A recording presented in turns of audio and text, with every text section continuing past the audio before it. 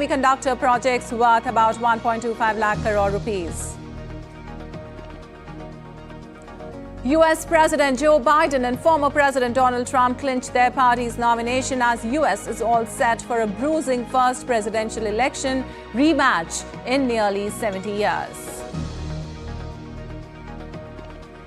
Nepal Prime Minister Pushpakamal Dahal Prachanda heads for third confidence vote, requires minimum of 138 votes in the 275-member House of Representatives.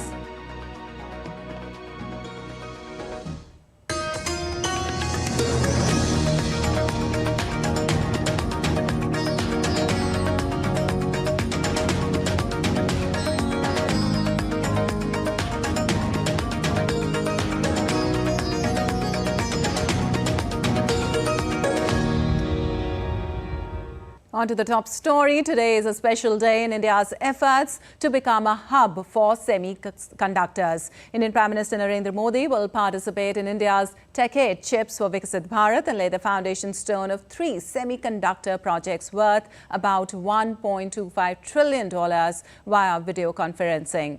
With establishment of these 3 facilities, the semiconductor ecosystem will be strengthened and will get a firm footing in India. These units will also provide employment to thousands of youth in the semiconductor industry, as well as catalyze employment generation in related sectors like electronics, telecom, etc. On the occasion, the Prime Minister will also address the youth across the country.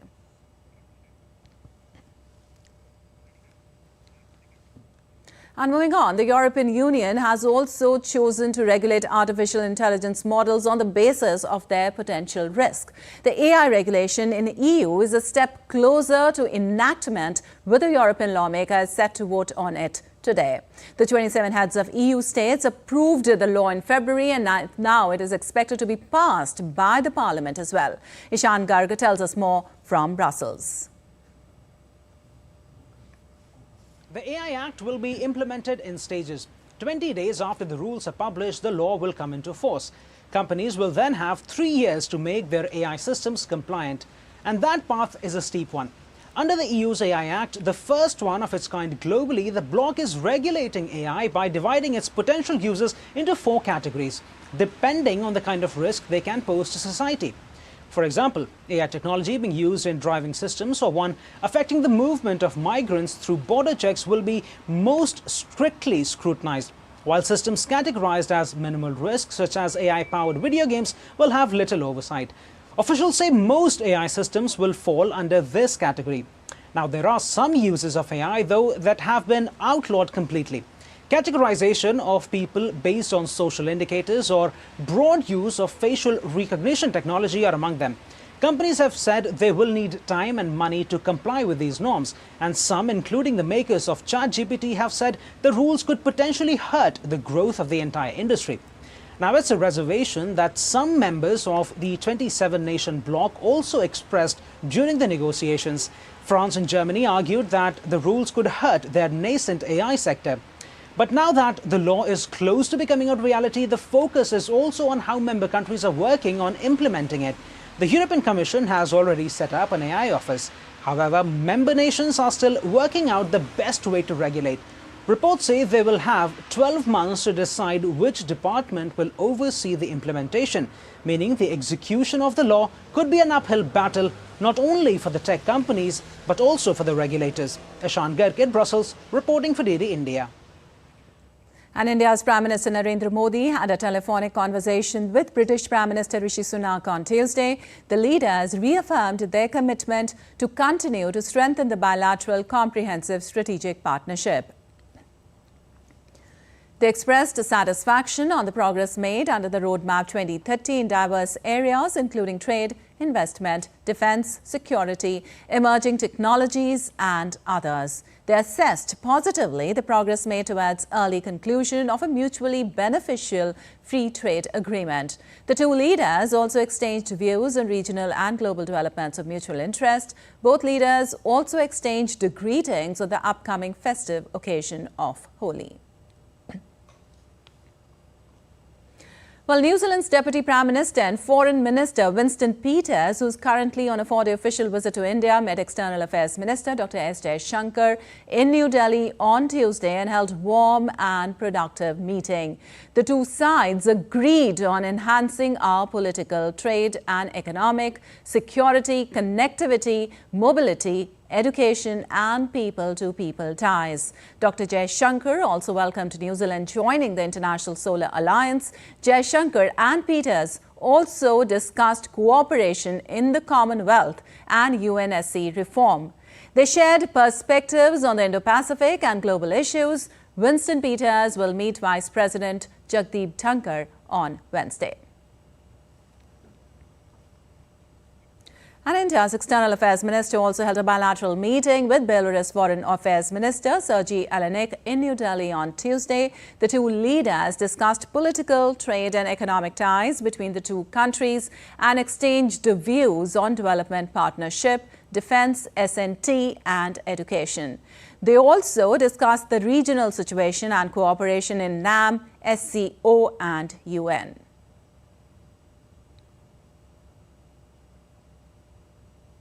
Well, India's President Draupadi Murmu is on a 3-day visit to Mauritius, will hold delegation-level talks with Prime Minister of Mauritius, Pravind Kumar Jagnnath today. President Murmu will also witness exchange of important bilateral agreements that seek to further strengthen the robust bilateral institutional collaboration and capacity-building cooperation between the two countries. President will undertake visits to historical and cultural sites, including the Apravasi Ghat, where Indian indentured labourers first arrived in Mauritius, the Intercontinental Slavery Museum and the sacred Ganga Talao.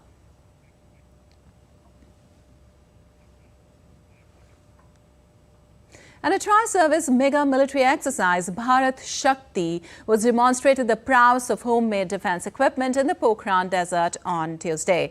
Prime Minister Narendra Modi witnessed the integrated tri-service firepower and manoeuvre exercise and highlighted the importance of self-reliance and synergy among the armed forces amid the changing warfare landscape worldwide. Akshay Dongre reports for more.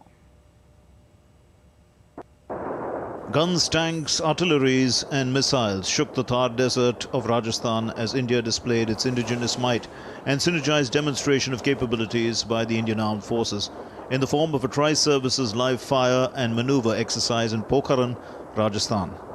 Indian Prime Minister Narendra Modi witnessed the demonstration in Pokhran and highlighted the importance of self-defense and synergy among the armed forces amid the changing landscape of warfare around the globe.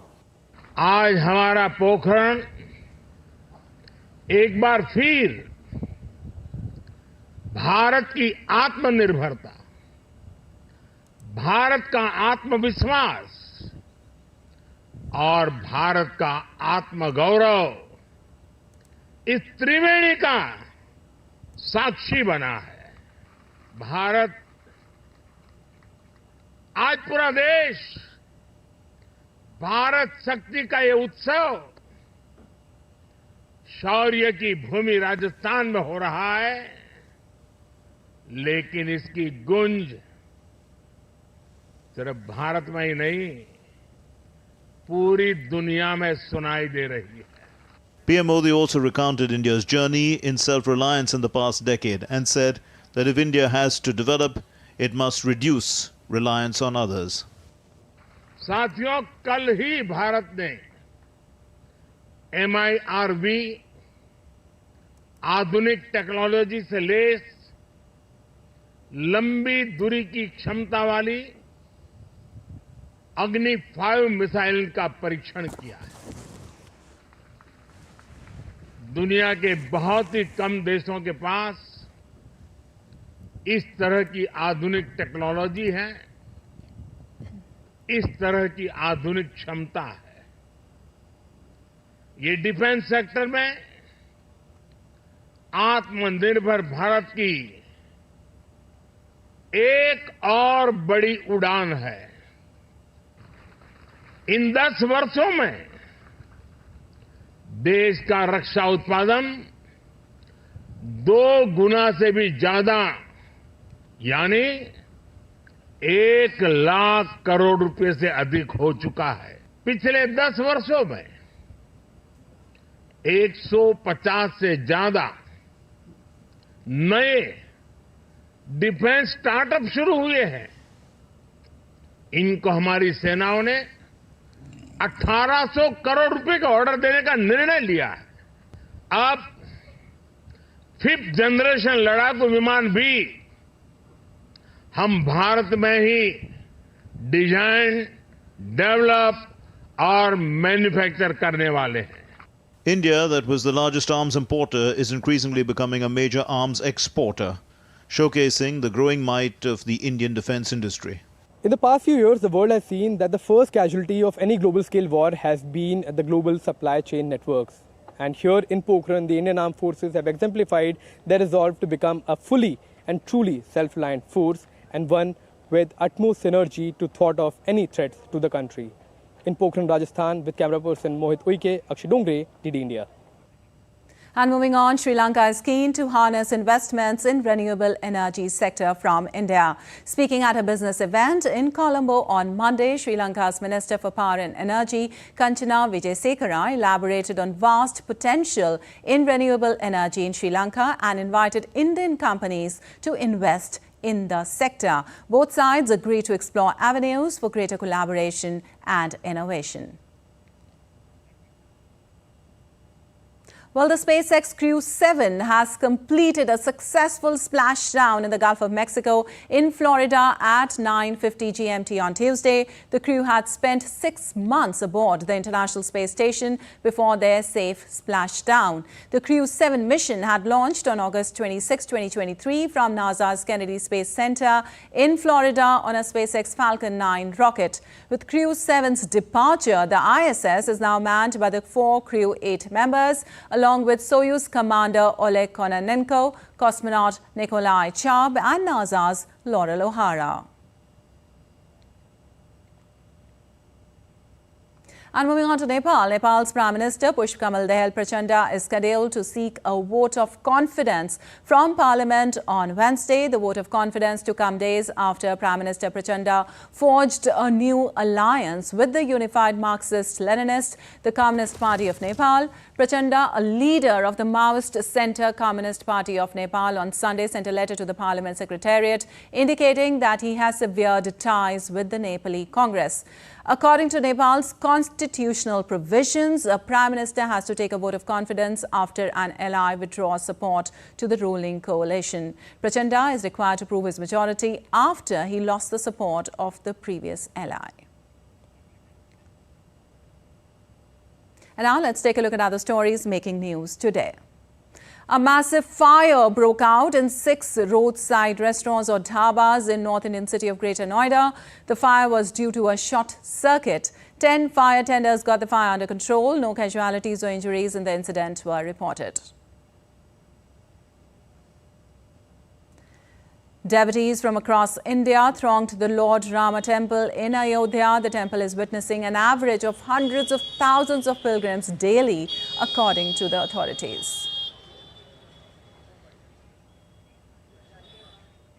And still to come in DD India News Hour.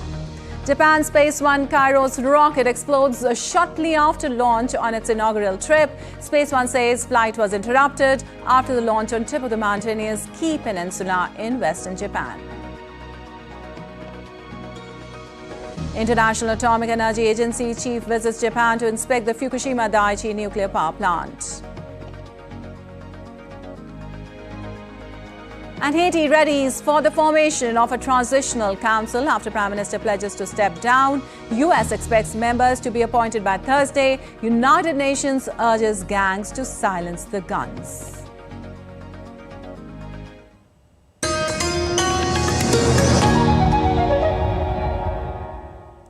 Delivery boy has picked your order. We know you are hungry. The message notification said it would take 30 minutes. We can't just rely on a message. Didn't you sell some shares yesterday? Yes.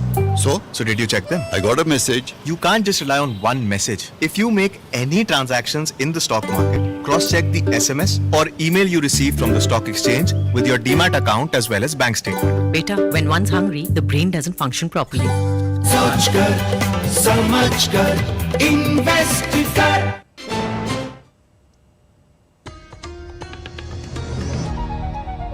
Welcome back. You're watching DD India News. I'm Lepakshi Kurana, and moving on, the head of the UN's nuclear watchdog, Rafael Grossi, said he supports Japan's push to hold summit talks with North Korea, even if discussion about Pyongyang's nuclear buildup is initially off the table on Tuesday. Grossi added it is very important to engage, and there was no direct safety issue from the Ukrainian staff being barred from accessing the Russian-occupied Zaporizhzhia nuclear power plant. Grossi is visiting Japan to inspect the Fukushima nuclear power plant, where the IAEA is helping oversee the release of treated wastewater into the ocean. Grossi last inspected the plant in July last year. It's very important to engage. The conditions of that dialogue, I would not pretend to tell Prime Minister Kishida what to do and on the basis of which premises. I would never do that. But what I can say is that engagement is indispensable. Well, DD India's Chris Gilbert tells us more from Tokyo on this. The IAEA has a commitment to the discharge project over the entire span that's going to take 30 to 40 years. It has set up a permanent office at the discharge site. Rafael Grossi says that he is going to, or the IAEA is going to remain committed to holding it to account, to making sure that it meets the regulatory framework that was set up, to ensure that it meets the safety standards that have all been established as long as this discharge is continuing. And so he says it's entering a new phase now, of course, the phase of it actually happening, which it was not the last time he was in the country. He's already met with the Chief Cabinet Secretary here. He's going to meet with the Foreign Minister, Yoko Kamikawa, who says that Japan wants to deepen its cooperation with the IAEA. So it is the first important visit by the head of the organization as this discharge continues, out of many to come in the future. It's not necessarily a change of heart. The position has always been to divert or deter North Korea away from a nuclear program in one way or another. And, you know, the United States, for example, has always said that it is open to talks again, although it is Washington that is partly responsible for them falling apart in 2019 in the first place. And the current leadership and the current administration under Kim Jong-un of North Korea has said that it is not interested, and that is not them simply being petulant. That is them saying that they view themselves as responding to the threats, as they view them, that are apparent to them with US nuclear aircraft carriers parked on the Korean Peninsula and military drills going on, etc., etc. That is the norm that we've come to expect on a near daily basis now. So although it may be surprising to hear the negotiations or the discussion of negotiations into the discourse again, it has always been an option, and it has always been something that many parties in the ongoing conflict have been seeking. Well, Japan's Space One's Kairos rocket exploded shortly after its inaugural launch on Wednesday. The 18-meter, four-stage solid-fuel rocket exploded seconds after lifting off from its launch pad on the tip of the mountainous Kii Peninsula in western Japan. The explosion left behind a large cloud of smoke and a fire near the launch pad on the tip of Kii Peninsula in western Japan. There was no immediate indication of what caused the explosion or whether there were any injuries. Pads typically have no people anywhere nearby during a launch.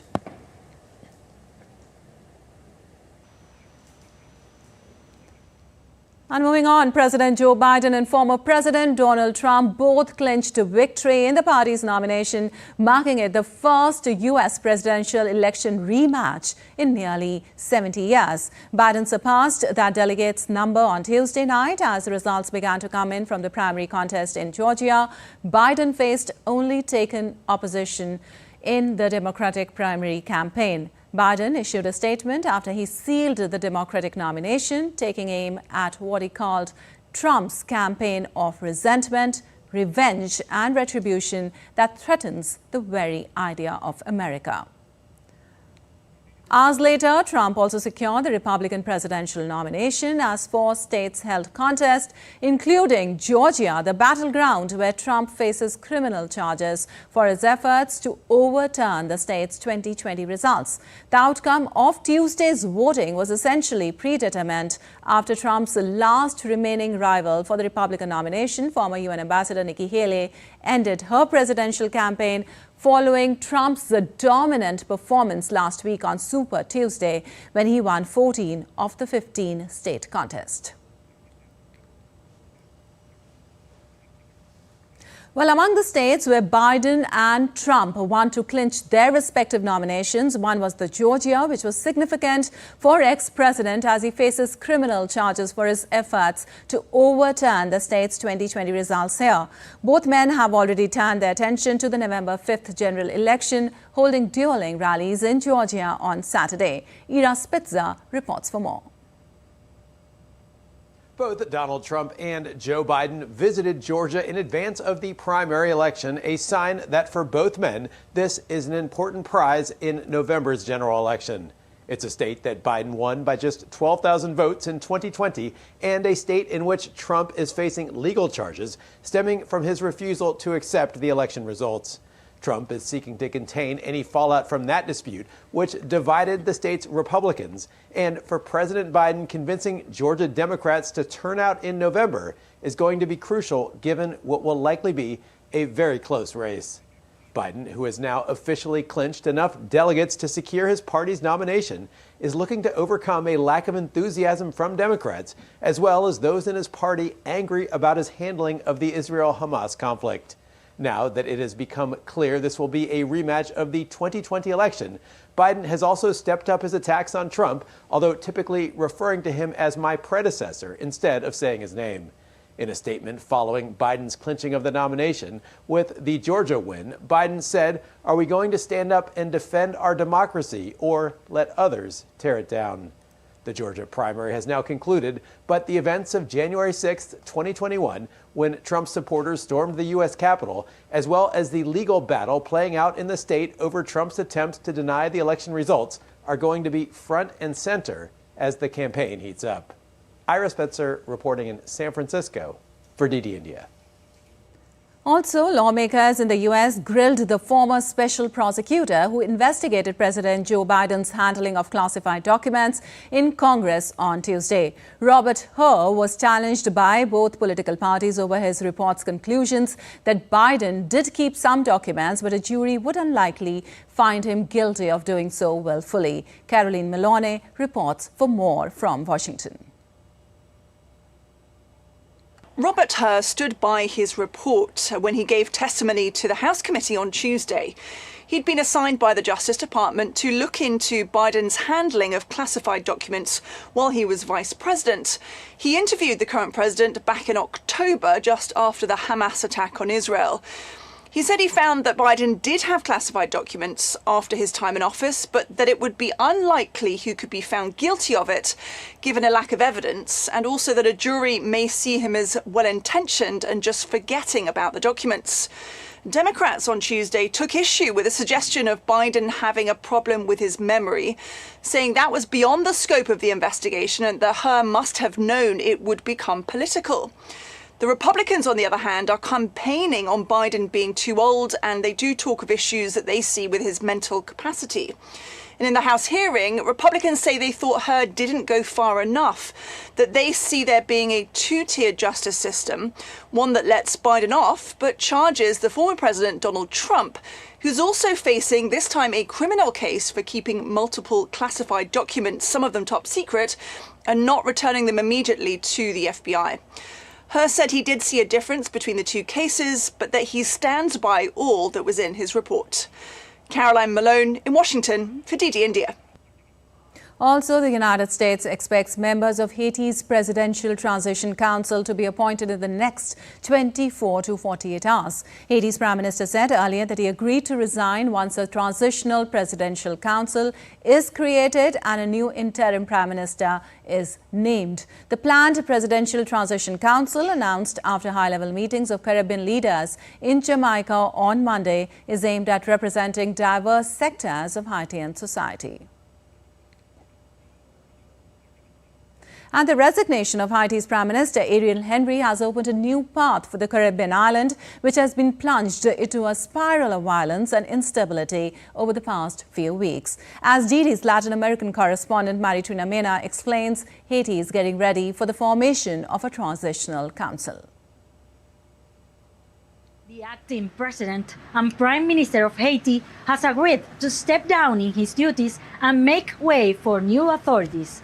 The decision comes after several Caribbean leaders gathered in Jamaica in order to find a peaceful resolution to the country's political and social crisis. The new transitional council has two main obligations: to appoint an interim prime minister and a new electoral council. It's been reported that it will be formed by 7 voting members, including representatives from Haiti's major political parties and members of the society, along with 2 observers.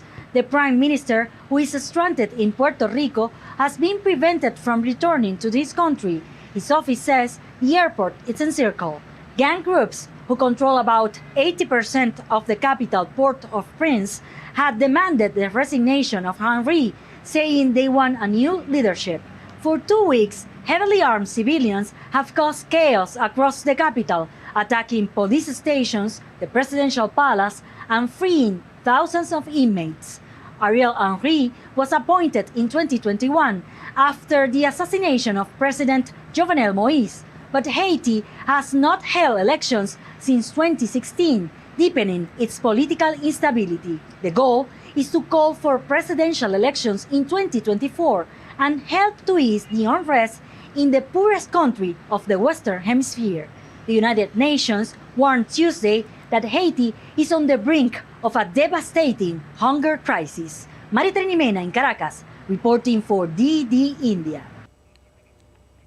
And still to come on DD India News Hour. Putin says Russia ready to use nuclear weapons if existence of Russian state threatened. Eighth ship testing sea corridor carries 200 tons of food for Gaza from Cyprus. Prime Minister Netanyahu reiterates to press ahead with Rafah offensive despite rift with Biden. An Italian company conducts its first test of magnetic levitation transport on an existing railway track.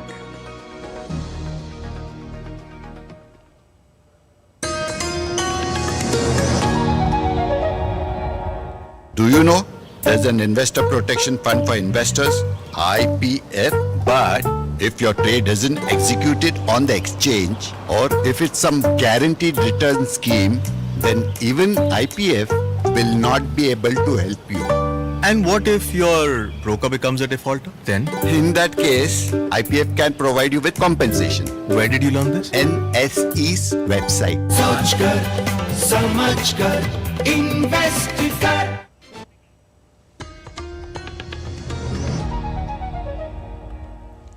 Welcome back. You're watching DD India News. I'm Lipakshi Kurana, and time now for a quick recap of the headlines.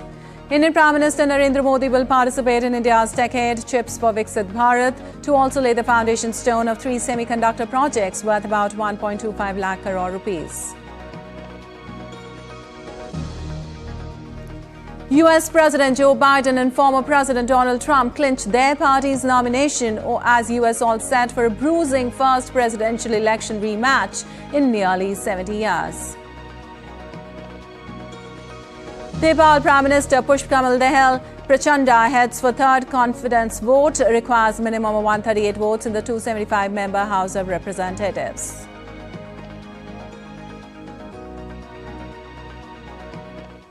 Moving on, Russian President Vladimir Putin on Wednesday has said that Moscow remains in a state of combat readiness and is fully ready for a nuclear war, but not everything is rushing to it.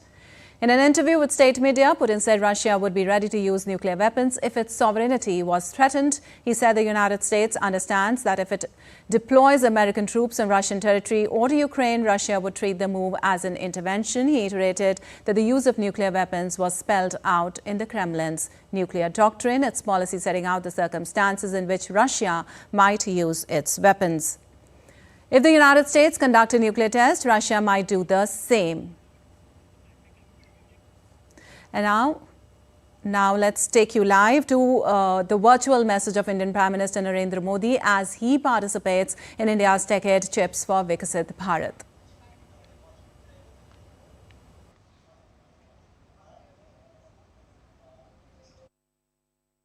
आप सभी को सूचित करना चाहेंगे, भारत के माननीय प्रधानमंत्री महोदय श्री नरेंद्र मोदी जी हमारे साथ जुड़ चुके हैं।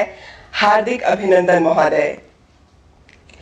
जैसा कि विदित है, आज का ये दिन भारत के विकास के प्रति एक अटूट दृढ़ संकल्प का प्रतीक है और भारत के लिए एक उज्जवल समृद्ध भविष्य की यात्रा की ओर आरंभ प्रतीक है।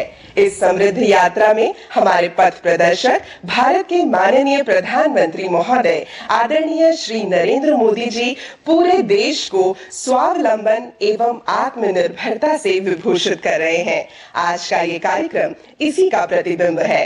कार्यक्रम के आरंभ बिंदु को स्पर्श करते हुए मैं अनुरोध करूंगी माननीय रेल, संचार और इलेक्ट्रॉनिकी एवं सूचना प्रौद्योगिकी मंत्री श्री अश्विनी वैष्णव जी से कि आप कृपा करके स्वागत संबोधन प्रस्तुत करें। श्री अश्विनी वैष्णव जी। परम आदरणीय प्रधानमंत्री श्री नरेंद्र मोदी जी, गुजरात एवं आसाम के माननीय मुख्यमंत्री महोदय, केंद्र एवं राज्य सरकारों में माननीय मंत्री महोदय, टाटा एवं सीजी पावर के अधिकारी, दोनों राज्यों के अधिकारी, ताइवान से जुड़े साथी और कॉलेजेस में जुड़े 30 लाख से अधिक यंग माइंड्स, एक साथ 3 सेमीकंडक्टर यूनिट्स के भूमि पूजन के इस ऐतिहासिक समारोह में आप सभी का हार्दिक स्वागत है। साथियों, किसी भी राष्ट्र के इतिहास में एक ऐसा पीरियड आता है जब उसके भविष्य की नींव रखी जाती है, जब उसके सपने पूरे होते हैं और जब उसे विश्व में नई पहचान मिलती है। और ऐसा तभी संभव होता है जब राष्ट्र का नेतृत्व विजनरी हो, डिसाइसिव हो, फॉरवर्ड लुकिंग हो। आज राष्ट्र में ऐसा नेतृत्व है प्रधानमंत्री श्री नरेंद्र मोदी जी का। डिसाइसिव, विजनरी, फॉरवर्ड लुकिंग, कठिन से कठिन फैसले करने वाले और अपने जीवन का एक एक क्षण राष्ट्र को समर्पित करने वाले प्रधानमंत्री श्री नरेंद्र मोदी जी। साथियों, 1962 से सेमीकंडक्टर इंडस्ट्री को भारत में स्थापित करने का प्रयास चल रहा था। आज सक्सेस मिली है और ये सक्सेस केवल और केवल प्रधानमंत्री श्री नरेंद्र मोदी जी के क्लियर विजन और डिसाइसिव लीडरशिप के कारण मिली है। आज का दिन इतिहास में दर्ज होगा। आने वाली कई जनरेशंस विकसित भारत के निर्माण में आज के दिन को याद करेंगी। आज एक साथ 3 सेमीकंडक्टर यूनिट्स का भूमि पूजन है। इन तीनों प्रोजेक्ट्स और हाल ही में हुए माइक्रोन प्रोजेक्ट, इन 4 को मिलाने से भारत में 4 बड़े सेमीकंडक्टर प्लांट तैयार होंगे और भारत में सेमीकंडक्टर इंडस्ट्री स्थापित होगी। साथियों, सेमीकंडक्टर इंडस्ट्री फाउंडेशनल इंडस्ट्री है। हर वो चीज जिसको ऑन या ऑफ किया जाता है उसमें सेमीकंडक्टर लगता है। चाहे घर में लाइट हो, फैन हो, फ्रिज हो, टीवी हो, स्कूटी हो, बाइक हो, कार हो, ट्रेन हो, एरोप्लेन हो, फैक्ट्री में लगने वाली मशीनें हो, कंप्यूटर हो, मोबाइल फोन हो, हर चीज में सेमीकंडक्टर लगता है। इसीलिए प्रधानमंत्री जी के आत्मनिर्भर भारत के मिशन में सेमीकंडक्टर इंडस्ट्री का बहुत ही महत्वपूर्ण रोल है। और सबसे अधिक खुशी की बात यह है कि इन 4 सेमीकंडक्टर प्लांट्स में से एक प्लांट भारत के नॉर्थ ईस्ट आसाम में आज लग रहा है। कितनी खुशी का वो दिन होगा जब अमेरिका में, यूरोप में, जापान में made in Assam, made in Gujarat और made in India semiconductor chip से बनने वाली कारें दौड़ेंगी, लैपटॉप बनेंगे, कंप्यूटर बनेंगे, मोबाइल फोन चलेंगे। आज के इन तीनों प्लांट और माइक्रोन के सेमीकंडक्टर प्लांट में एक और खासियत है। डबल इंजन की सरकार में कैसे काम तेजी से होता है, ये चारों के चारों प्लांट इसका उदाहरण है। माइक्रॉन के प्लांट का माननीय प्रधानमंत्री जी ने अपने अमेरिका की स्टेट विजिट के दौरान जून 2023 में अप्रूवल किया। 90 दिन के अंदर अंदर गुजरात सरकार ने जमीन दी, सारी की सारी परमिशंस दी और फैक्ट्री का काम चालू हुआ। वैसे ही मोदी जी अपना खुद का रिकॉर्ड खुद तोड़ते हैं। टाटा और सीजी पावर के प्लांट 29 फरवरी 2024 में अप्रूव हुए और 15 दिन के अंदर अंदर आज माननीय प्रधानमंत्री जी इन तीनों प्लांट्स का भूमि पूजन कर देंगे। ये विश्व में रिकॉर्ड है। ये संभव होता है तभी जब प्रधानमंत्री श्री नरेंद्र मोदी जी जैसा डिसाइसिव लीडर एक देश में आते हैं। राज्य और केंद्र सरकार दोनों ने अपनी पूरी ताकत लगा दी। आज हमारे साथ यंग और एनर्जेटिक 30 लाख से ज्यादा जो साथी वर्चुअली जुड़े हैं। आपसे मैं कहूंगा साथियों, नौजवान साथियों, आपके भविष्य का निर्माण करने वाली ये इंडस्ट्री है। आपके फ्यूचर को सेफ करने वाला ये फैसला है और ये फैसला केवल और केवल मोदी जी ले सकते हैं। इसलिए जब आप अपना निर्णय लें आने वाले कुछ दिनों में, तो याद रखना आपके भविष्य का ध्यान केवल और केवल मोदी जी रख सकते हैं। इस बात को आप अपने मन में रखना जब आने वाले कुछ दिनों में आप अपना देश का फैसला लेंगे। इस ऐतिहासिक समारोह में माननीय प्रधानमंत्री जी, आपका और सभी साथियों का हार्दिक अभिनंदन। जय हिंद, भारत माता की जय। धन्यवाद महोदय। निसंदेह आज माननीय प्रधानमंत्री महोदय के शुभ कर कमलों द्वारा होने वाला ये शिलान्यास आर्थिक एवं प्रौद्योगिकी परिदृश्य में क्रांतिकारी बदलाव लाएगा और देश के सुनहरे भविष्य का निर्माण करेगा। अब मैं chairman CG power and industrial solutions limited Shri Vellayan Subbiah से संबोधन का अनुरोध करती हूं। Shri Vellayan Subbaiah.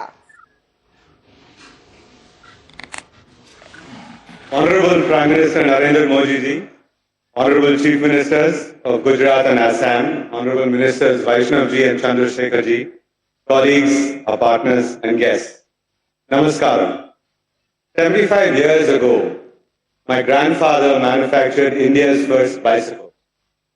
That was what the country needed at that time. Times have changed. Semiconductors are the new bicycle. These are the very basis of the modern manufacturing economy. They are critical to India's Atmanirbharta. Today is not just about laying the foundation stones of Tata's 2 plants and our plants, but the very foundation of India's emergence in the modern economy and an announcement of India's arrival on the global semiconductor stage. Why did we have to wait until now for this moment? What Bharat is now witnessing is as revolutionary as independence itself. We are seeing an awakening and a resurgence that India has never ever seen before. This government's ability to foresee what Bharat needs to be a world leader is absolutely unprecedented. Government and industry are collaborating effectively, leveraging each other. मैंने सोचा अगर chips का है इंतजार तो CG है तैयार।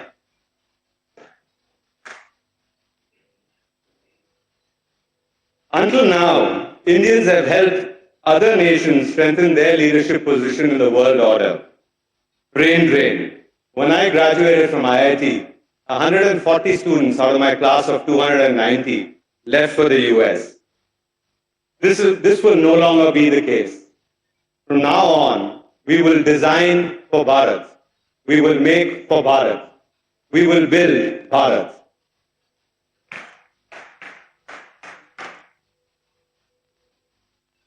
We are fortunate to have a very strong Japanese partner, Renesas.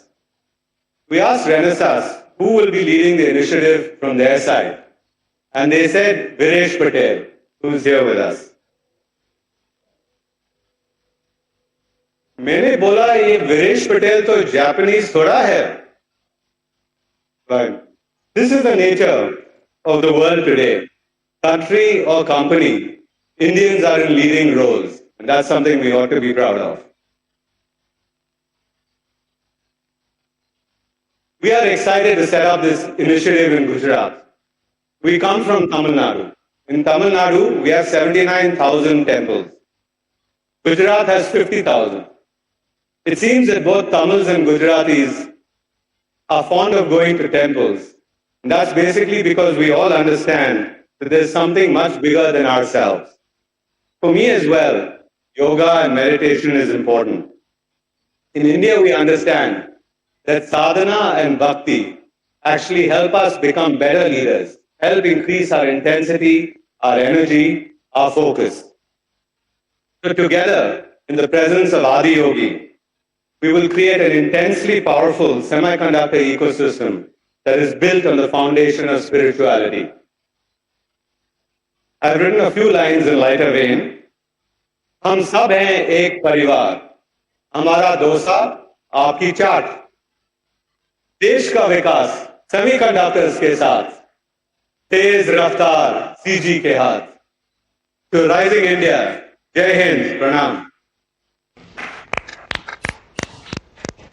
Indeed, it's a historic day of silver line in the sky of growth and development of Bharat.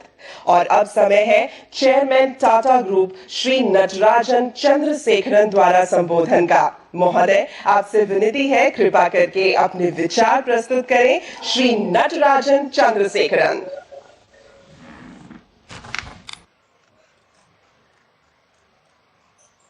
Honorable Prime Minister Shri Narendra Modi ji, thank you for gracing us with your presence on this historic occasion. This event is possible because of your enduring vision to bring the semiconductor industry to the shores of our country. Thank you, sir. Bahut dhanyawad. I am also privileged to welcome Honorable Chief Minister Shri Bhupendra Bhai Patel ji, Honorable Minister Shri Ashwini Vaishnav ji, Honorable Chief Minister Shri Himanta Biswa Sarma ji, and Honorable Minister Shri Rajiv Chandrasekhar ji to this event.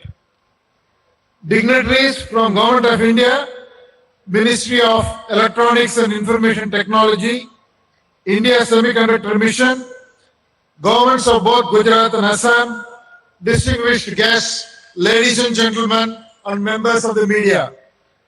I am thankful to all of you for your presence here in Dholera and Jagi Road, Assam, for the foundation stone laying ceremony of India's first semiconductor fab and the first indigenous semiconductor assembly and test facility. Today is indeed a very, very special day for India and for the Tata Group, with the foundation stone being laid simultaneously for our projects in Dholera and Jagi Road, one in the east and another in the west, 2,500 kilometers apart. These semiconductor manufacturing hubs will have a very lasting impact on the entire nation. The ecosystem from across the globe will mobilize to have India as their preferred semiconductor destination. For our fab, we are very excited to partner with Taiwan's Power Chip Semiconductor Manufacturing Corporation. The executives from PSMC are joining this meeting today on video. They have given us access to a very, very broad portfolio of technology. Our partner is a leading foundry company with very extensive manufacturing experience in running mega fabs. The semiconductor industry is innovation driven. It is another foundational industry, like steel was steel is for physical infrastructure. Semiconductor is the foundational industry for everything digital. We look forward to closely partnering with industry, academic institutions, and every ecosystem player to build semiconductor talent and infrastructure of tomorrow right here in India. We will be creating more than 50,000 jobs in this journey, and this is just the beginning. Today, every major economy is looking for self-sufficiency in semiconductor supply chain. There are three fundamental reasons for this. First, the chip shortages during the pandemic made us all realize the importance of electronics and our dependency on the global supply chain. Second, with the cyber warfare becoming a commonplace, self-sufficiency in semiconductors is a must and a matter of national security.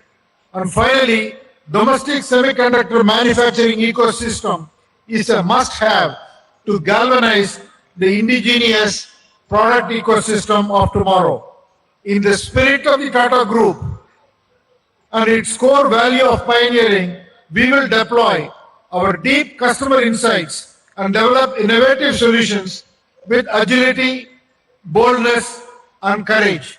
From the very beginning, we have been fortunate to pioneer several businesses, and today our journey of building semiconductor chips has begun. Semiconductor chips have a defining role to play in every industry. Like Minister Vaishnav said, automotive, communications, advanced computing, AI, green tech, industrials, medical devices, defense, consumer electronics, you take every industry, semiconductor chips are very foundational in nature. For the first time, India will have capabilities to serve semiconductor demands of both domestic and global customers with the chips built in our factories in India. I would like to thank you for your trust in the Tata Group as we embark upon this historic journey of India's Techade, chips for Viksit Bharat. Finally, in the words of our founder Jamsetji Tata, the community is at the heart of everything that we do. We will build world-class social infrastructure and thriving communities both in Dholera and in Jagi Road in partnership with the Government of Gujarat and Government of Assam. Thank you again for this opportunity, and thank you, Prime Minister, for your leadership and vision and laying the foundation for a developed India. Thank you very much. धन्यवाद महोदय। वाकई में किसी महत्ता को समझना और फिर उस महत्ता को विकास से जोड़ना ही दूरदृष्टि है। पूरा भारतवर्ष देश के विकास एवं आत्मनिर्भरता को विभूषित करने वाले माननीय प्रधानमंत्री महोदय जी को अपार स्नेह की धरोहर से अलंकृत कर रहा है। आज भारत के माननीय प्रधानमंत्री महोदय के शुभ कर कमलों द्वारा शिलान्यास होने वाले सेमीकंडक्टर यूनिट्स में असम की ATMP यूनिट भी शामिल है। तो आइए जाने असम के माननीय मुख्यमंत्री महोदय कितने आनंद की अनुभूति कर रहे हैं। मेरा सविनय निवेदन है माननीय मुख्यमंत्री असम श्री हेमंता बिस्वा शर्मा जी से कि आप इस शुभ घड़ी में अपने भाव व्यक्त करें। श्री हेमंता बिस्वा शर्मा। भारत की परम आदरणीय प्रधानमंत्री, विश्व के सबसे लोकप्रिय नेता श्री नरेंद्र मोदी जी, हमारे कैबिनेट मंत्री भारत सरकार की श्री अश्विनी वैष्णव जी, गुजरात के सम्मानीय मुख्यमंत्री भूपेंद्र भाई पटेल जी, टाटा सन्स के चेयरमैन श्री एन चंद्रशेखरन जी, CG पावर के चेयरमैन श्री सुबाया जी, आज हमारे साथ कनेक्ट हुए सारे अतिथिगण, मैं आसाम वासियों का ओर से आप सबको स्वागत करता हूं। प्रधानमंत्री जी, हम जब आसाम में GST का रिजोल्यूशन देश का सबसे पहले पारित किया था, मैं आज भी मेरा याद है आपने हम लोगों को बोला था कि A फॉर असम। आज यही आपका जो वाक्य था, इसको ही आज हमने साकार होते देख रहा हूं। आसाम को लेके, नॉर्थ ईस्ट को लेके भारतवासियों का मन में एक बहुत बड़ा जियोग्राफिकल बैरियर था। लोग जब कोई भी इंडस्ट्रियल रिवॉल्यूशन होते थे देश में, लोग कभी उत्तर पूर्व को कंसीडर ही नहीं करते थे कि नॉर्थ ईस्ट में भी कुछ करना संभव है। लेकिन प्रधानमंत्री जी, आपका निरंतर उत्तर पूर्व का भ्रमण, आपका असम वासियों और उत्तर पूर्व के लिए आपका अगाध प्रेम का कारण आज भारत का सेमीकंडक्टर रिवॉल्यूशन का पहला दिन ही असम को शामिल होने का सौभाग्य मिला है। असम वासी और उत्तर पूर्व आपको हमेशा याद करेगा, एक देश का जो एक नेग्लेक्टेड रीजन था, एक नेग्लेक्टेड रीजन को आपने टेक्नोलॉजिकल रिवॉल्यूशन का पहला शरण में लेके आया। ये हमारे लिए बहुत बहुत गौरव का बात है। मैं पूरा असम वासियों का ओर से प्रधानमंत्री जी आपको बहुत बहुत धन्यवाद देता हूं। मेरा मन में कोई भाषा नहीं है, मेरा खाली आज मैं इतना ही बोल सकता हूं, मैं असम में ही जन्म लिया हूं। कभी मैं सोचा भी नहीं कि Assam will be the among the one of the first state in semiconductor revolution. ये काम आपका नेतृत्व में संभव हुआ। असम वासी आपको कभी नहीं भूलेगा। असम का इतिहास में और असम का आने वाला पीढ़ी हमेशा आपको याद करेगा, आपका प्रेम का कारण, आपका महानता का कारण। और हमें भी, हम यही आपको आश्वासन देता हूं कि असम, जो आपने असम का ऊपर ट्रस्ट रिपोर्ट किया है, कॉन्फिडेंस रिपोर्ट किया है, उसका जो एक टेस्ट है, वो टेस्ट में हम खरा उतरने का पूरा कोशिश करूंगा। मैं अश्विनी वैष्णव जी को बहुत बहुत धन्यवाद देता हूं। अश्विनी वैष्णव जी ने हमें मार्गदर्शन किया, कैसे शुरू करना है, कहां से क्या लाना है, सारे हमें पूरा ये समय उन्होंने मार्गदर्शन किया। मैं अश्विनी जी को बहुत बहुत धन्यवाद देता हूं। टाटा सन्स का साथ असम का बहुत बड़ा संबंध है। ये आज से ये संबंध नहीं है, ये बहुत दिन पहले से ही हमारा ये संबंध है। और टाटा ने ही ये हिम्मत किया जियोग्राफिकल बैरियर को तोड़ने के लिए। मैं चंद्रशेखरन जी और तमाम टाटा ग्रुप को धन्यवाद देता हूं और मैं आपको आश्वासन देता हूं कि आप एकदम बहुत बढ़िया असम में इकोसिस्टम मिलेगा। और आपको कभी, आपने जो ये सिद्धांत लिया, इसका कारण आप कभी रिग्रेट नहीं करेगा।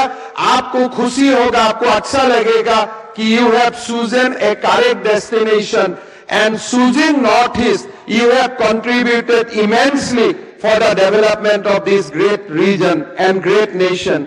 प्रधानमंत्री जी, हमारा सामने लाखों लोग मौजूद हैं, सब आपको दोबारा अभिवादन करते हैं। और असम का इतिहास हमेशा एक आपको युग पुरुष का नाते आपको हमेशा याद करेगा। मेरा कोई भाषा नहीं है, मैं खाली आपको धन्यवाद देता हूं दिल से, असम वासियों का दिल से। भगवान आपको लंबी आयु दे और भारत को विश्व गुरु बनाने का जो सपना है, आपका मार्गदर्शन में, आपका हाथ में ही भारत मां विश्व गुरु बने, यही मेरा कामना है, यही हम लोग का आशा है।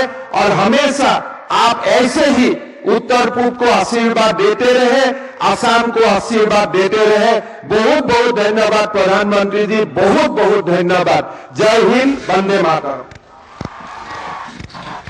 इस शुभ बेला के उत्साह की तरंगे चहु और आभास की जा सकती है और पूरे देश को इस गौरव की अनुभूति देने हेतु एक बार पुनः मैं शिल्पा भावना करबद्ध रूप में प्रणाम करना चाहूंगी हमारे देश के माननीय प्रधानमंत्री महोदय को।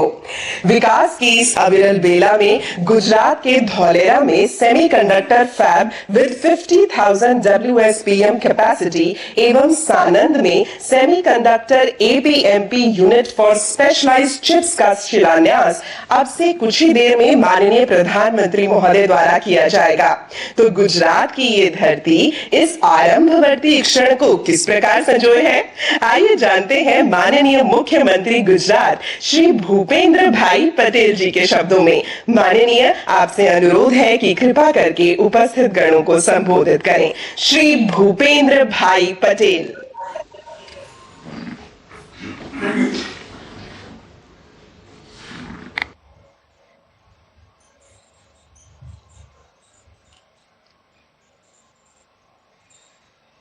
भारत के सर्वप्रथम सेमीकंडक्टर फैब प्रोजेक्ट के भूमि पूजन समारोह में हमारे बीच वर्चुअल माध्यम से उपस्थित वैश्विक नेता, विकास पुरुष, आदरणीय प्रधानमंत्री श्री नरेंद्र भाई मोदी साहब, आसाम के जनप्रिय मुख्यमंत्री श्री हेमंत बिस्वा जी, हमारे साथ मंच पर भी उपस्थित केंद्रीय मंत्री श्री अश्विनी जी वैष्णव, डॉक्टर महेंद्र भाई मुजपरा, टाटा ग्रुप के चेयरमैन श्री एन चंद्रशेखरन जी, सीजी पावर के चेयरमैन श्री वेलिया सुबैया जी, सीईओ श्री डॉक्टर रणधीर ठाकुर, उपस्थित सभी महानुभाव, सभी वर्चुअल माध्यम से जुड़े सभी साथी मंत्रीगण, सभी धारा सभ्य श्री और वाला प्यारे स्टूडेंट, इंडिया टेकेड चीफ फॉर विकसित भारत के इस कार्यक्रम के माध्यम से प्रधानमंत्री जी गुजरात को भारत का सेमीकंडक्टर हब बनाने वाली परियोजनाओं की आधारशिला रखने के लिए हमारे साथ उपस्थित है। मैं एक बार फिर माननीय प्रधानमंत्री जी का इस विशेष उपहार के लिए हृदय से आभार व्यक्त करता हूं और स्वागत करता हूं। हम सब इस बात के साक्षी हैं कि माननीय प्रधानमंत्री श्री नरेंद्र भाई की विजनरी लीडरशिप में भारतीय उद्योग हर दिन नई ऊंचाई हासिल कर रहा है। आत्मनिर्भर भारत के संकल्प के तहत उनके प्रयासों से आज हम ऐसे कई कार्यों को संभव होते हुए देख रहे हैं जो कभी हम मुश्किल लगा करते थे।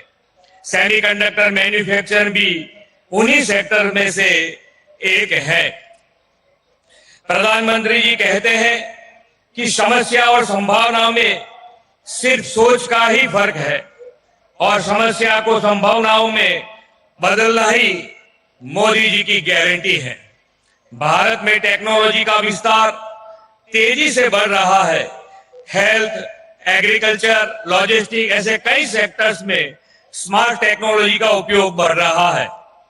इंटरनेट ऑफ थिंग्स और आर्टिफिशियल इंटेलिजेंस हमारी डे टू डे लाइफ में शामिल हो गए हैं। इन सभी मॉडर्न टेक्नोलॉजी के मूल में सेमीकंडक्टर, चिप और इलेक्ट्रॉनिक गैजेट ही है और विश्व को रिलायबल चिप सप्लाई चेन की जरूरत है।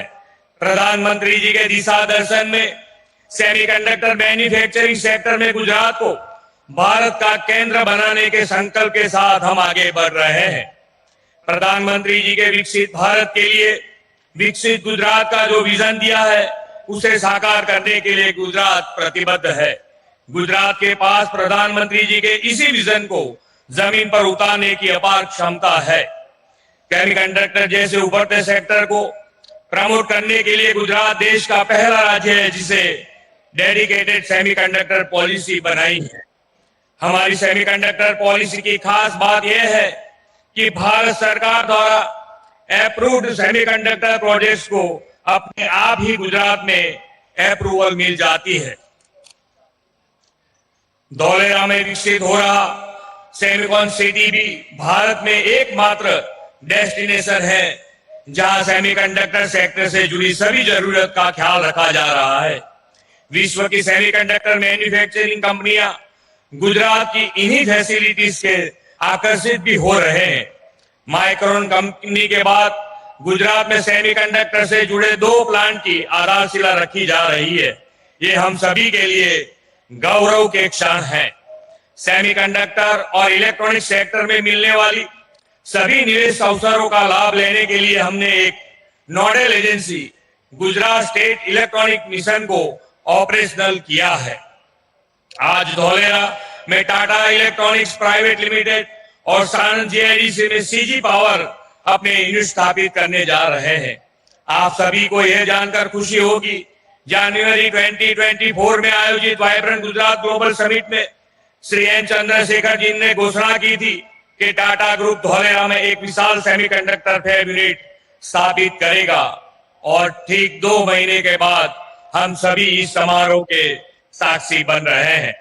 इतने ही कम समय में इस यूनिट की स्थापना का काम शुरू हो जाना यह प्रधानमंत्री जी के नेतृत्व में डबल इंजन सरकार की उपलब्धि का जीता जागता उदाहरण है। इन दोनों यूनिट्स की स्थापना से लगभग 50,000 से अधिक रोजगारी के अवसर खुलेंगे।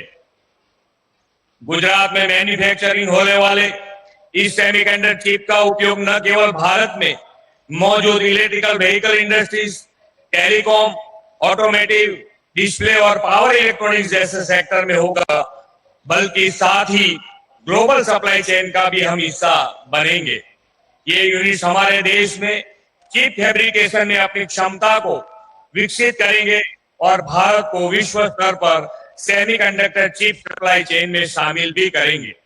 धौलेरा में उपलब्ध ये इंडस्ट्रियल फैसिलिटीज सेमीकंडक्टर जैसे ग्लोबल डिमांड वाले सेक्टर्स के लिए बेस्ट स्ट्रेटेजिकल लोकेशन है, ऐसा मेरा मानना है। इसके अलावा अहमदाबाद और धौलेरा को जोड़ने वाले एक्सप्रेस हाईवे, रीजनल रेल और धौलेरा का इंटरनेशनल एयरपोर्ट सेमीकंडक्टर सेक्टर से पूरे इकोसिस्टम को जरूरी लॉजिस्टिक उपलब्ध कराएंगे। प्रधानमंत्री जी अक्सर कहते हैं कि make in India, make for the world. इनके इस विचार को वास्तविक रूप देने के दिशा में भारत जल्द ही सेमीकंडक्टर सेक्टर में ग्लोबल प्लेयर बनकर उभरेगा और गुजरात इसमें सबसे बड़ा कंट्रीब्यूटर स्टेट बनेगा। इस विश्वास के साथ मैं अपनी वाणी को विराम देता हूं। भारत माता की जय, वंदे मातरम, जय जय गरवी गुजरात। धन्यवाद महोदय। भारत में विनिर्माण पारिस्थितिकी तंत्र को शक्ति देने हेतु अब समय है माननीय प्रधानमंत्री महोदय श्री नरेंद्र मोदी जी के कस्तूरी करों द्वारा तीनों सेमीकंडक्टर फैसिलिटीज के शिलान्यास का। मैं अनुरोध करती हूं माननीय प्रधानमंत्री जी से कि आप कृपा करके रिमोट के बटन के माध्यम से तीनों सेमीकंडक्टर फैसिलिटीज का शिलान्यास कर अनुग्रहित करें। धौलेरा गुजरात की टीईपीएल फैब फैसिलिटी का शिलान्यास भारत के माननीय प्रधानमंत्री जी द्वारा किया जा चुका है और अब हो रहा है मोरेगांव असम की टीईपीएल ओसेट फैसिलिटी का शिलान्यास। आरंभ के इस चंदन पर संपूर्ण राष्ट्र की शुभेच्छा। और अब सानंद गुजरात के सीजी पावर ओसेट फैसिलिटी के शिलान्यास के हम सभी साक्षी बन रहे हैं। इति शुभम। अब प्रस्तुत है इन परियोजनाओं पर बनी लघु चलचित्र। प्रधानमंत्री नरेंद्र मोदी की विजनरी लीडरशिप में भारत आज जिस स्केल और स्पीड पर काम कर रहा है वो अभूतपूर्व है। इसकी शानदार मिसाल है हमारा अपना सेमीकंडक्टर फैब, जिसका सपना देश ने देखा था 1962 में, यानी 62 साल पहले। बीते 6 दशकों में कुछ कोशिशें हुई, लेकिन इच्छा शक्ति की कमी के कारण देश का ये सपना कभी साकार नहीं हो सका। वक्त ने करवट तब ली जब देश ने जननायक प्रधानमंत्री नरेंद्र मोदी को जिम्मेदारी सौंपी विकसित भारत के निर्माण की। करोड़ों देशवासियों की आकांक्षाओं के साथ आत्मनिर्भर भारत के संकल्प को जोड़ते हुए प्रधानमंत्री नरेंद्र मोदी ने जब एक धर्रे पर चल रहे देश का गियर बदला तो भारत ये सेमीकंडक्टर फैब का सपना साकार हो उठा। भारत सेमीकंडक्टर इंडस्ट्री के लिए एक अच्छा एनर्जी कंडक्टर बनने के लिए हर चेकबॉक्स को टिक कर रहा है। भारत आज अपने टेक फ्यूचर को जिस स्पीड के साथ आकार दे रहा है उसका एक और उदाहरण है माइक्रोन। जून 2023 में जिसकी घोषणा होने के 90 दिन के भीतर ही गुजरात के सानंद में प्रोजेक्ट पर काम शुरू कर दिया गया था और अब इस साल दिसंबर तक पहली चिप का निर्माण होने की संभावना है। अपने इन चारों मेगा प्रोजेक्ट्स के साथ भारत ने चौथी औद्योगिक क्रांति इंडस्ट्री 4.0 में अपनी अहम भागीदारी तो सुनिश्चित कर ही ली है, लेकिन साथ ही चिप मेकिंग के क्षेत्र में ग्लोबल लीडर भी बनने जा रहा है। One earth, one family, one future. Bharat को सेमीकंडक्टर मैन्युफैक्चरिंग हब बनाने के पीछे भी हमारी यही भावना है। भारत की स्किल, भारत की कैपेसिटी, भारत की कैपेबिलिटी का पूरी दुनिया को लाभ हो, यही भारत की इच्छा है। आज 3 सेमीकंडक्टर मैन्युफैक्चरिंग यूनिट्स के ग्राउंड ब्रेकिंग समारोह के साथ ही मेक इन इंडिया और आत्मनिर्भर भारत को एक नई बुलंदी मिल रही है। सरकार इन प्रोजेक्ट्स को 50% की बड़ी आर्थिक सहायता देगी। गुजरात के धोलेरा में हर महीने 50,000 वेफर्स बनाने वाला सेमीकंडक्टर फैब प्रोजेक्ट, असम के मोरी गांव में हर दिन 48 मिलियन चिप्स बनाने वाला outsourced semiconductor assembly and test OSAT project और गुजरात के सानंद में हर दिन 15 मिलियन चिप्स बनाने वाला outsourced semiconductor assembly and test OSAT project. इन तीनों प्रोजेक्ट्स के साथ सरकार 1,26,000 करोड़ रुपए की लागत से देश में सेमीकंडक्टर इकोसिस्टम की एक सुदृढ़ आधारशिला रख रही है। अमृत काल में भारत के सेमीकंडक्टर सेक्टर की विकास यात्रा तेज गति से जारी रहेगी और भारत सेमीकंडक्टर मैन्युफैक्चरिंग का ग्लोबल हब बनकर उभरेगा।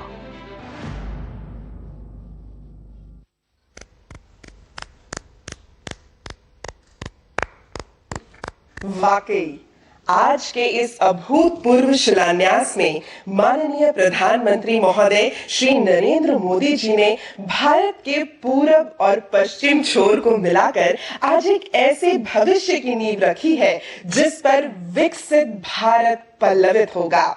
और इस उपवन के उद्यानपाल भारत के माननीय प्रधानमंत्री महोदय जी के स्वागत का जय घोष करते हुए मैं आदरणीय श्री नरेंद्र मोदी जी से संबोधन के लिए अनुरोध करती हूं। Ladies and gentleman, Shri Narendra Modi ji.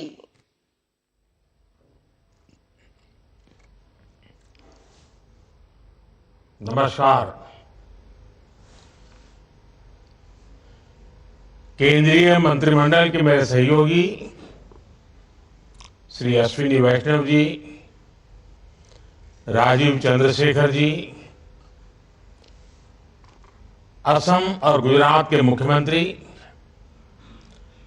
Tata group के chairman Shri N Chandrasekaran, CG power के चेयरमैन बेलायन सुभैया जी, केंद्र, राज्य एवं इंडस्ट्री से जुड़े अन्य सभी वरिष्ठ महानुभाव, देवी और सज्जनों, आज का ये दिन ऐतिहासिक है। आज हम इतिहास भी रच रहे हैं और उज्जवल भविष्य की तरफ एक बहुत बड़ा मजबूत कदम भी उठा रहे हैं। आज सेमीकंडक्टर मैन्युफैक्चरिंग से जुड़े करीब 1.25 लाख करोड़ रुपए के 3 बड़े प्रोजेक्ट्स का शिलान्यास हुआ है। गुजरात के धोलेरा और सानंद में सेमीकंडक्टर फैसिलिटी हो, असम के मोरी गांव में सेमीकंडक्टर फैसिलिटी हो, ये भारत को सेमीकंडक्टर मैन्युफैक्चरिंग का एक बड़ा ग्लोबल हब बनाने में मदद करेगी। मैं सभी देशवासियों को इस महत्वपूर्ण पहल के लिए ये महत्वपूर्ण शुरुआत के लिए, एक मजबूत कदम के लिए इस आयोजन को लेकर के बहुत बहुत बधाई देता हूं। आज इस कार्यक्रम में ताइवान के हमारे साथी भी वर्चुअल रूप से शामिल हुए हैं। मैं भी भारत के इन प्रयासों से काफी उत्साहित हूं। साथियों, इस अभूतपूर्व अवसर पर हमारे साथ देश के 60,000 से ज्यादा कॉलेज, यूनिवर्सिटीज और एजुकेशन इंस्टीट्यूट भी जुड़े हुए हैं। ये अपने आप में एक रिकॉर्ड ही है। मैंने मंत्रालय से विशेष आग्रह किया था कि आज का ये कार्यक्रम देश के नौजवानों के सपनों का कार्यक्रम है और इसलिए ज्यादा से ज्यादा संख्या में आज इस कार्यक्रम में हमारे युवाओं को जोड़ना चाहिए। आज का आयोजन भले ही सेमीकंडक्टर प्रोजेक्ट की शुरुआत का हो, लेकिन भविष्य के भारत के असली स्टेक होल्डर्स अगर कोई है तो ये मेरे सामने बैठे हुए मेरे युवा, मेरे नौजवान, मेरे स्टूडेंट्स, यही मेरी भारत की शक्ति है। इसलिए मेरी इच्छा थी कि भारत के छात्र इस ऐतिहासिक क्षण के साक्षी जरूर बने। आज वो देख रहे हैं कि भारत किस तरह प्रगति के लिए, आत्मनिर्भरता के लिए ग्लोबल सप्लाई चेन में अपनी मजबूत उपस्थिति के लिए चौतरफा काम कर रहा है। इन प्रयासों से उनका भी आत्मविश्वास बढ़ेगा और आत्मविश्वास से भरा युवा कहीं भी हो, वो अपने देश का भाग्य बदल देता है। मैं इस कार्यक्रम में देश के कोने कोने से शामिल प्रत्येक छात्र का स्वागत करता हूं, उनका अभिनंदन करता हूं। फ्रेंड्स, 21वीं सदी टेक्नोलॉजी ड्रिवन सेंचुरी है और इलेक्ट्रॉनिक चिप के बिना उसकी कल्पना भी नहीं की जा सकती। Made in India chip, design in India chip Bharat को आत्मनिर्भरता की तरफ से ले जाने में, आधुनिकता की तरफ ले जाने में ये बहुत बड़ा सामर्थ्य पैदा करेगी। पहली, दूसरी और तीसरी औद्योगिक क्रांति के समय भारत अनेक कारणों से पीछे रह गया था, लेकिन अब भारत इंडस्ट्री 4.0 चौथी औद्योगिक क्रांति के नेतृत्व के इरादे से आत्मविश्वास के साथ आगे बढ़ रहा है। हम एक पल भी गंवाना नहीं चाहते और हम इस दिशा में कितनी तेजी से काम कर रहे हैं, आज का ये कार्यक्रम इसका भी एक उदाहरण है। हमने 2 साल पहले सेमीकंडक्टर मिशन शुरू करते हुए इनिशिएटिव लेने की घोषणा की। इसके कुछ ही महीनों में हमारे पहले एमओयू साइन हो गए और आज सिर्फ कुछ महीनों के भीतर हम 3 प्रोजेक्ट्स का शिलान्यास कर रहे हैं। India commits, India delivers and democracy delivers. साथियों, दुनिया के बस कुछ देश ही आज सेमीकंडक्टर्स की मैन्युफैक्चरिंग कर रहे हैं और कोरोना ने हमें ये सबक दिया है कि दुनिया को एक रिलायबल और रेजिलिएंट सपोर्ट सप्लाई चेन की सख्त जरूरत है। भारत इसमें एक बहुत बड़ी भूमिका निभाने के लिए तत्पर है। भारत पहले ही एक स्पेस, न्यूक्लियर और डिजिटल पावर है। आने वाले समय में हम सेमीकंडक्टर सेक्टर से जुड़े प्रोडक्ट्स का कॉमर्शियल प्रोडक्शन करेंगे। वो दिन दूर नहीं जब भारत इसमें भी एक ग्लोबल पावर बनेगा।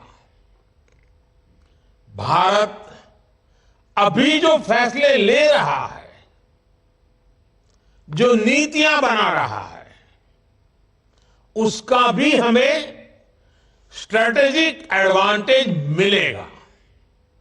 हमने ईज ऑफ डूइंग बिजनेस को बढ़ावा दिया है, हमने कानूनों को आसान किया है।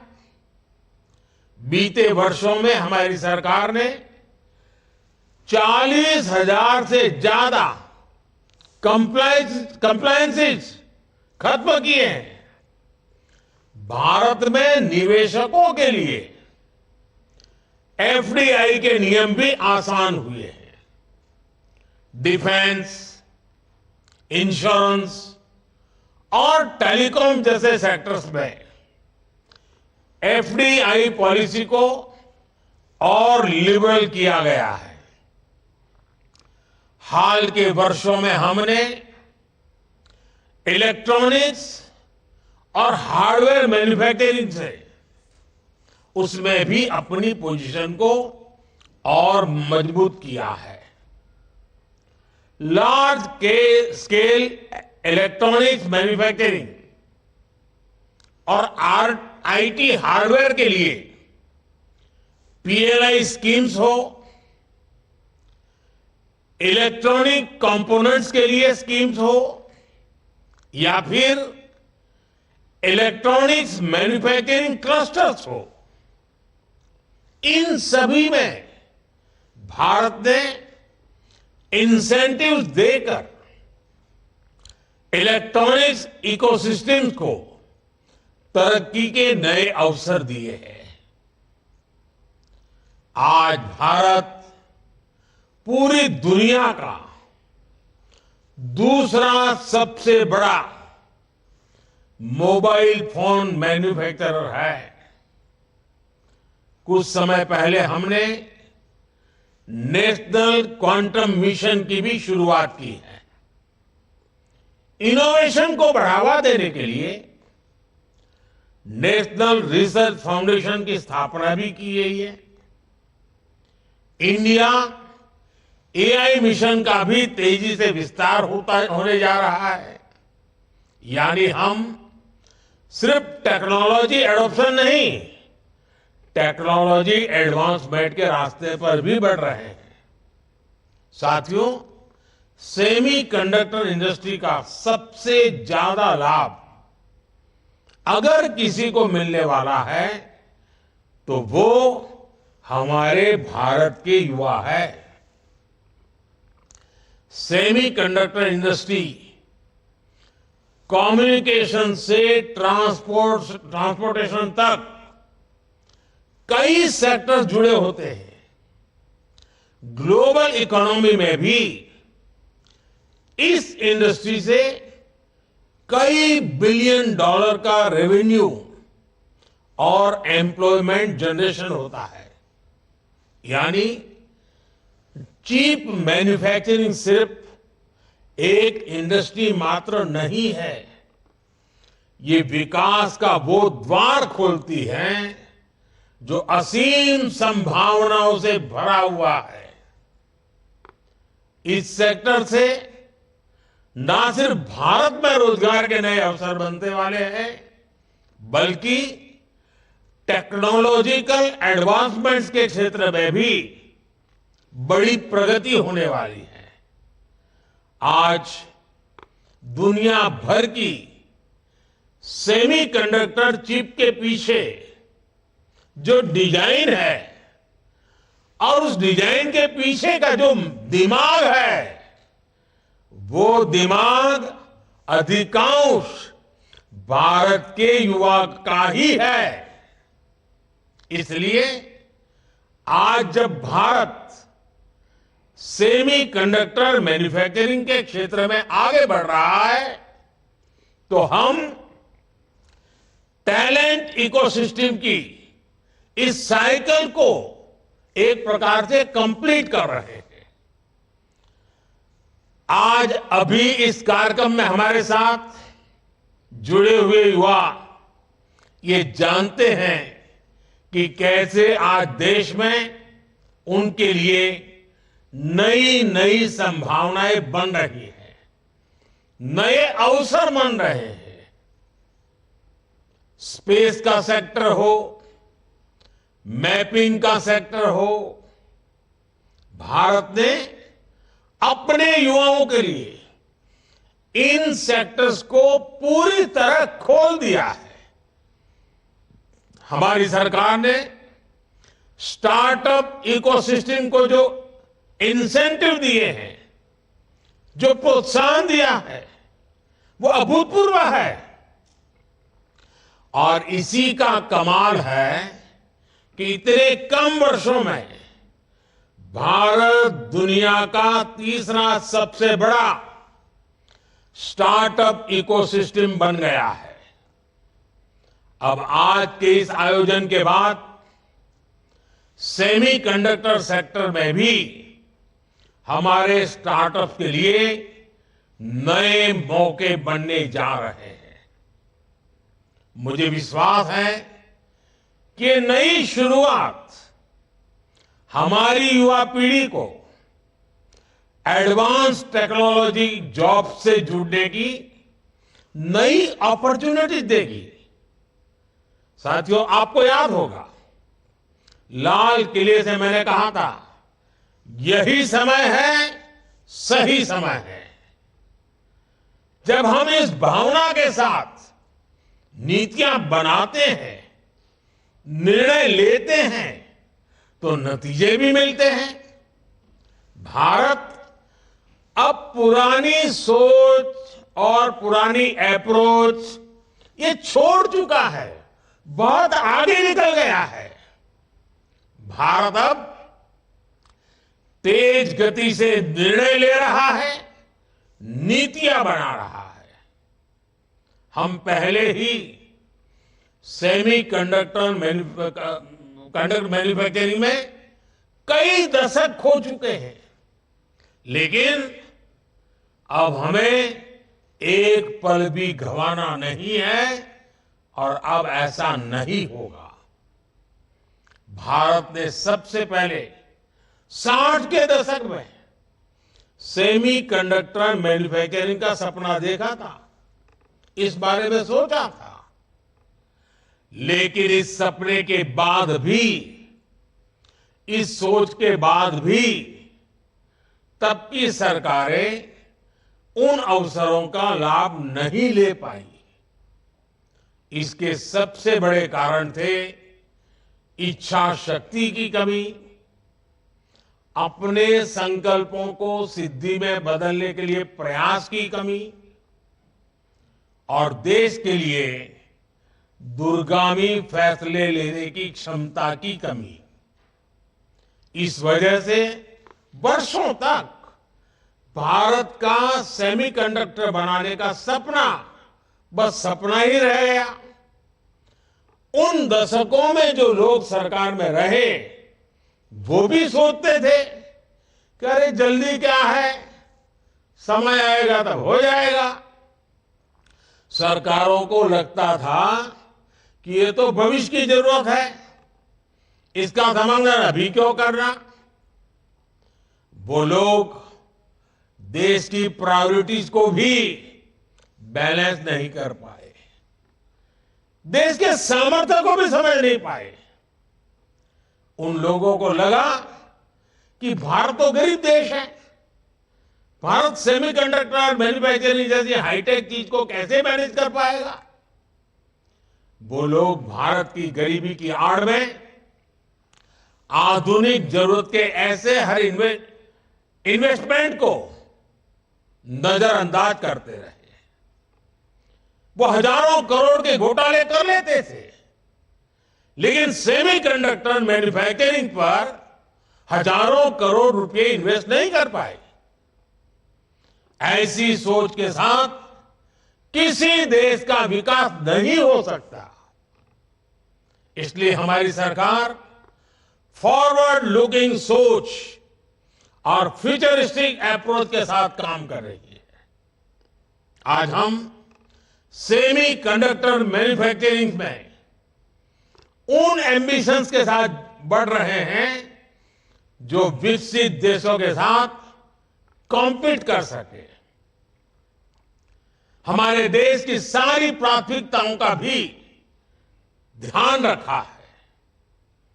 एक तरफ हम गरीबों के पक्के घर बनवा रहे हैं, तो दूसरी तरफ भारत रिसर्च को बढ़ावा देने के लिए भी लाखों करोड़ रुपए खर्च कर रहा है।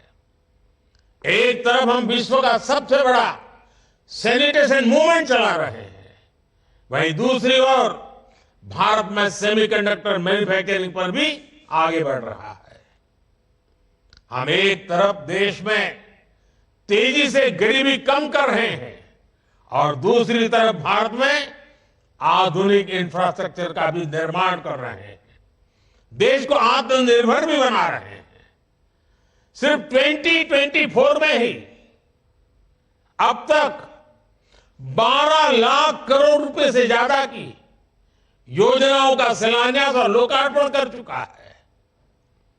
कल ही हमने पोखरण में 21वीं सदी के भारत के आत्मनिर्भर डिफेंस सेक्टर की झांकी देखी। वो दिन पहले ही भारत ने 2 दिन पहले ही भारत ने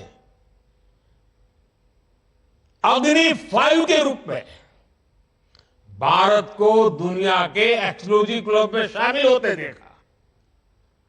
2 दिन पहले ही देश की खेती में ड्रोन क्रांति की शुरुआत हुई।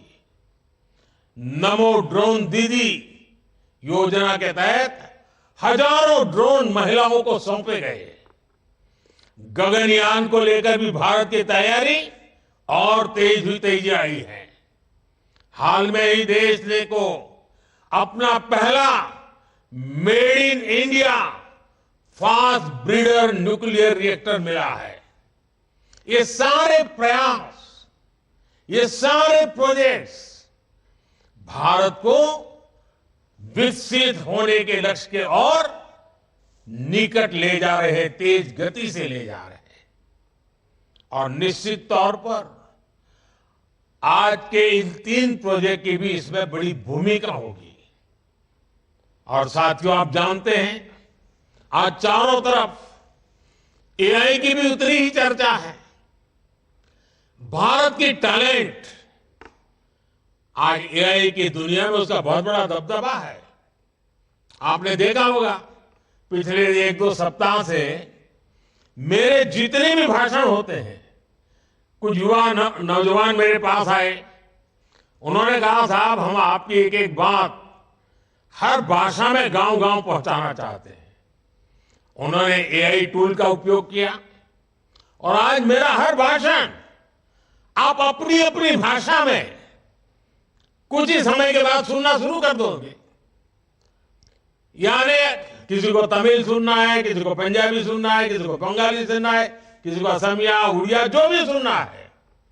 ये एआई का कमाल ये मेरे देश के नौजवान कर रहे हैं और मैं तो ऐसी नौजवान टीम का आभारी हूं कि उन्होंने मेरे लिए इतना बढ़िया एआई के जनरेटेड मेरी स्पीचेस को, मेरे भाषणों को हिंदुस्तान की सभी भाषाओं में इंटरप्रिटेशन के साथ पहुंचाने का जो प्रयास किया है, मेरे लिए बड़ा आनंद का, खुशी का विषय बना है। और देखते ही देखते सभी लैंग्वेजेस में भी हमारी बात एआई के माध्यम से पहुंचेगी। कहने का तात्पर्य यह है कि भारत के नौजवानों का जो सामर्थ्य है उनको अवसर चाहिए और ये सेमीकंडक्टर का हमारा इनिशिएटिव देश के नौजवानों के लिए बहुत बड़ा अवसर लेकर आया है। साथियों, एक बार फिर मैं आप सभी को बहुत बहुत शुभकामनाएं देता हूं और मैं हेमंता जी की इस बात से बहुत सहमत हूं कि नॉर्थ ईस्ट में कभी किसी ने सोचा नहीं था कि इतने बड़े इनिशिएटिव लिए जा सकते हैं। हमने ये तय किया है और मैं तो मानता हूं साउथ ईस्ट एशिया के साथ हमारा जो जुड़ाव बढ़ रहा है, तो मेरा north east south east Asia के साथ जुड़ने का सबसे बड़ा ताकतवर क्षेत्र बनने वाला है। मैं साफ साफ इसको देख रहा हूं और मैं इसकी शुरुआत देख रहा हूं। तो मैं आसाम के लोगों को, नॉर्थ ईस्ट के लोगों को आज सबसे ज्यादा शुभकामनाएं देता हूं, सबसे ज्यादा बधाई देता हूं। साथियों, आप सब ऐसे ही भारत की प्रगति को एक नई शक्ति देने के लिए जुड़ते रहिए, आगे बढ़ते रहिए। मोदी की गारंटी आपके लिए है, आपके भविष्य के लिए है, आपको साथ देने के लिए है। बहुत बहुत धन्यवाद।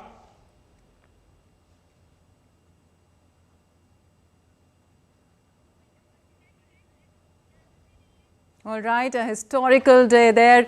We were watching live a virtual message of Indian Prime Minister Narendra Modi as he participated in India's Techade chips for Viksit Bharat, and he laid the foundation stone of 3 semiconductor projects worth about $1.25 trillion via video conferencing. The projects are in line with the Prime Minister's vision to position India as a prominent global center for semiconductor design, manufacturing and technology development, thereby creating numerous employment opportunities for the country's youth, most importantly.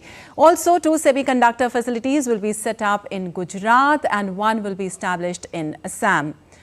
Prime Minister also said that today's day was historic as he moved ahead towards a bright future with these 3 semiconductor projects. He congratulated the nation for the same and he said he was elated as the program was witnessing massive participation of youngsters, including thousands of college students and youth who were the strength and stakeholders of the country in the 21st century, which was a technology-driven century. An advancement in semiconductor will especially facilitate the youth, he said. He also spoke about the Made in India chip, which will help India to be totally self-reliant, and highlighted India commits, India delivers and democracy delivers captions.